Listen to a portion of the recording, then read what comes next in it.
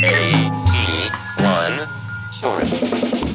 everyone, this is RIZR, music producer, DJ, audio engineer from Queens, New York. So I dropped it on SoundCloud, thought nothing of it. 2 years later, I got a DM from the manager of the Kinjas saying, hey, yeah, once I met them, it was just like, wow, like this is actually happening. Like people are performing my song. They toured with it around the world. There are videos of like hundreds of people doing the choreography thing across the world. Because of them, that song also ended up on Netflix.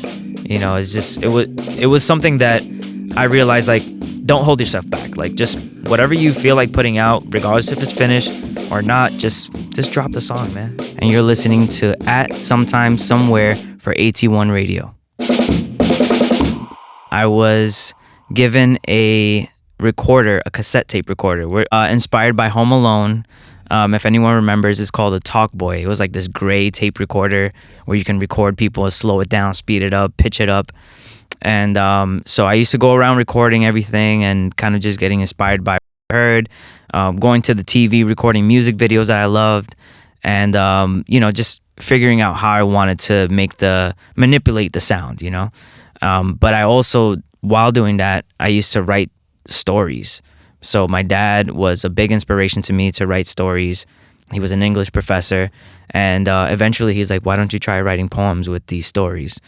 And then I learned about songwriting. So I took those stories, those poems, and turned it into songs, but no instrumentals behind it, right? So then that's where my passion for, like, hey, there's something about these songs that I'm recording on this cassette tape. There's something about instrumentals that inspire me. And I think that was like the first real like inspiration going towards like understanding sound and where I wanted it to go. Shout out to the Cousins. They had this stereo system where you had to turn this knob, and they had like these little one shots, and it was just like stupid one shots, man, like something you would hear on a Casio keyboard. Sure. And we used to turn the dial while also trying to rap on the microphone, make a song or whatever. And we had this group called the Kids Rap. Shout out to the Kids Rap. We used to create these songs and record it on cassette tape. And, you know, we were just like, yeah, man, like one day we're going to make it. And yeah, no, that was short lived. But, you know, it was a fun time. It was great to like experiment and have fun, and just like exploring sound in that way was just like invigorating. It was like so fun, you know, to explore something that you don't fully understand, but like you created something and it's recorded, it's there forever, you know. So that was like the first journey into like recording something. In high school, I think it was the first time I learned what beats were, you know. Like you hear as a regular listener, you just hear songs in the radio, you're like, man, like, you know, you don't fully understand how that was created, but the sounds and songs kind of influenced a feeling in me. So I was curious to find out how was that created. And actually a little detail was when Kanye West dropped Through the Wire, I kind of was like, where did this sound come from? And I found out it was like a sample. So I'm like, what is a sample? So then I started diving into sampling songs. There was a friend in high school who kind of believed in me when it came to making music. We both dropped out of a rap group back in the day. It was probably a horrible decision in my end to try to even rap. But it was the best choice to kind of like get into music production. And shout out to my friend. His name is Erwin. And, he was like, hey, this is how you sample a song. And I just started using FL Studio to chop up these. I think my first chop was ever like a Eric Clapton song. And I didn't know what the hell I was doing. I was just like, I want these guitars and I want to add drums to it. And that was my first ever beat on FL Studio. And then, I was just like, I could do this. Like, you know, I started sampling songs. There was a radio station called Jack FM. I remember. So Jack FM used to play a lot of classics, and I'm like, oh, that's the sample that like Jay-Z used, or like Dipset or whoever. So I used to kind of mimic whatever I heard like on Jack FM. I'll LimeWire it, and or sometimes buy the CD and then rip it. Yeah, you know, with my little like $6 an hour job, and I would chop it up and put it in FL and just add drums to it, kind of trying to mimic these producers that were doing things. I didn't know what I was creating, but it was a great feeling to know like I was able to produce something. Yeah. I think it was 2010. I got into a car accident. Okay, this is another part. Yeah, this is another part. I just got my driver's license. I wasn't even driving. We were gonna go celebrate me getting my driver's license, and boom, we got into a car accident. With insurance and everything, I got a nice check, and the first thing I did after some physical therapy, I went straight to Guitar Center with my dad and went to Home Depot, got a bunch of equipment, got a bunch of wooden slabs, and my dad helped me build a recording studio in my house. And it was great, and I took it serious from there.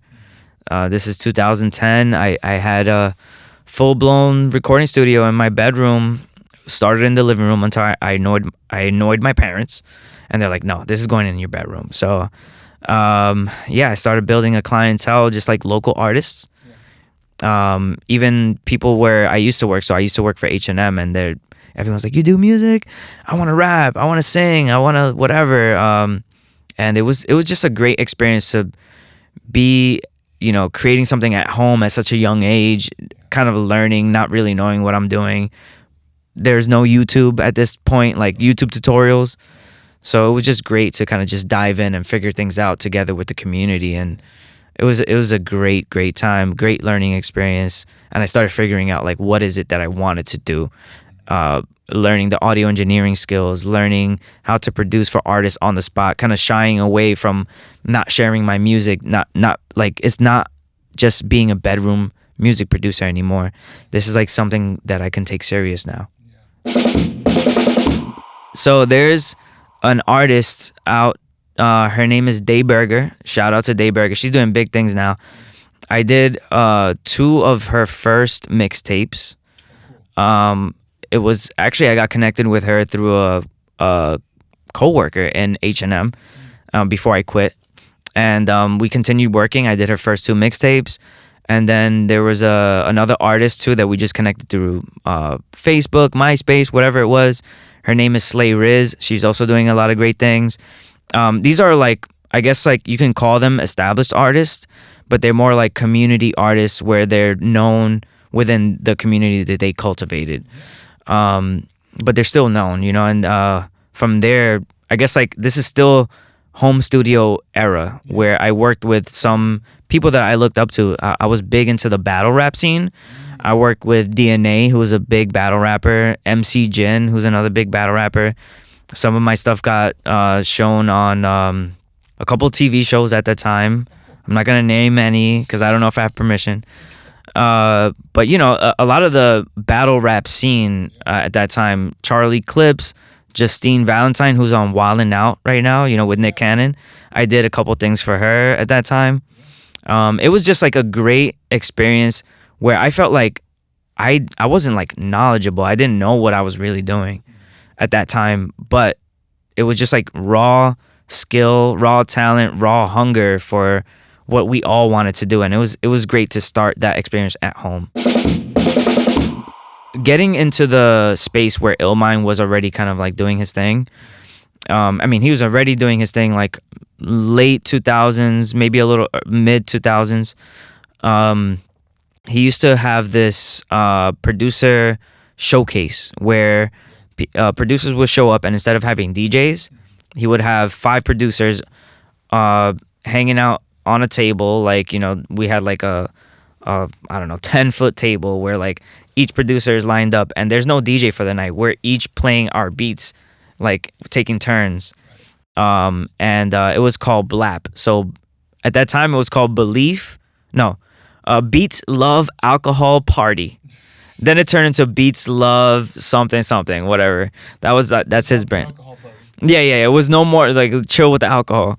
But so he had this experience for producers in the early 2010s, and that was kind of like the first time I experienced like, whoa, there's other guys like me that are working from home, making beats, and also networking and like learning what networking was at that time was like huge. You can't, this is before social media took over. Learning how that would affect the trajectory of your career, where you're gonna go, and that was like also a learning experience, like learning the music business side before going to like an actual education of like learning how to do that.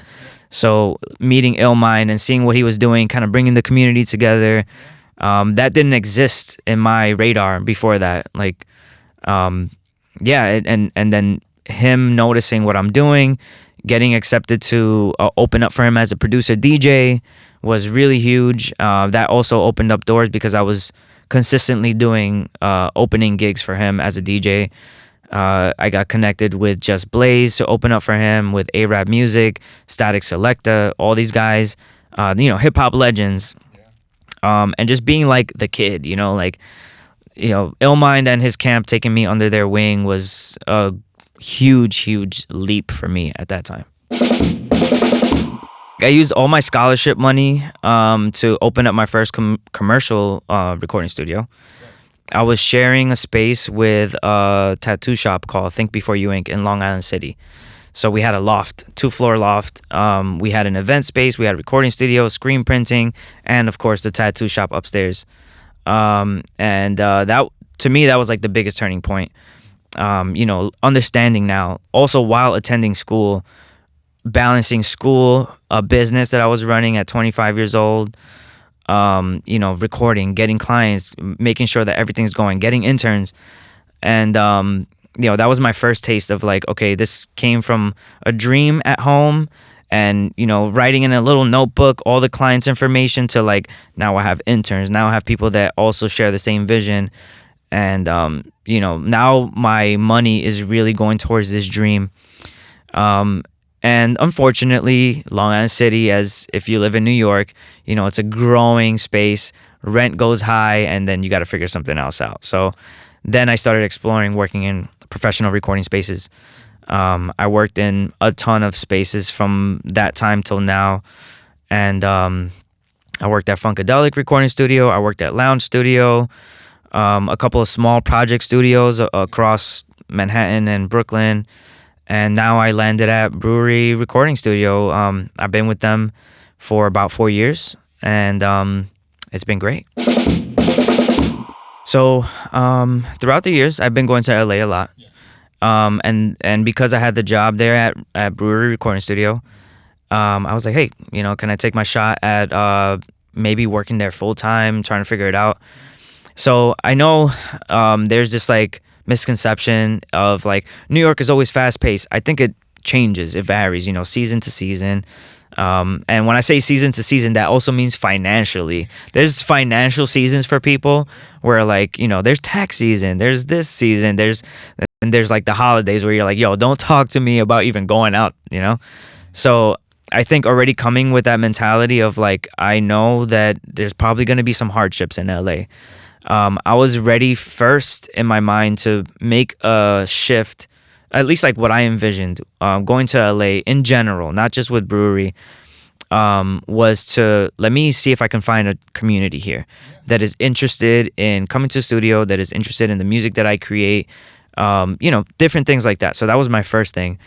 But noticing also how the pacing is not the same as New York definitely made me realize like, maybe I'm not prepared to be the superpower that brings people together. Where in New York, I think there's people that are kind of ready to jump on the wagon when they see something moving. In LA, it's a little bit more lax, it's chill. They have to think about it. There's always the meeting, to have a meeting, to talk about the next meeting, about the actual meeting. I'm sorry, LA folk.